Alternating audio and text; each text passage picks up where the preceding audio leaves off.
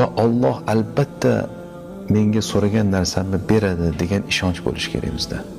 So'raganimizda hokisorlik bilan, xudo bilan so'rashimiz kerak. Robbimizni eshigini tagida turib taqillatayotgan bir odamni holatidek his qilaylik o'zimizni.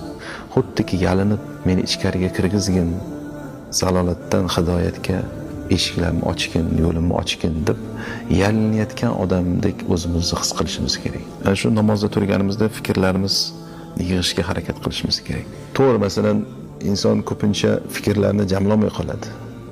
Ayniqsa o'sha peshin paytlarida ish vaqti bo'ladi, fikrlarni jamlash qiyin bo'ladi.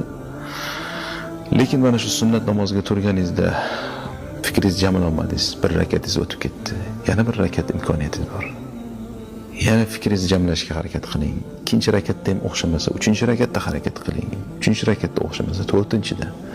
Lekin farz namozgacha inson tayyor bo'lishi kerak. Tayyor bo'lib, dunyodagi muammolarini bir muddatga unutib turib, nimaiki masala bo'layotgan bo'lsa tashqarida shundan bir uzilib olib, Robbisiga bir munojat qiladigan bir tanaffusi bo'lishi kerak inson.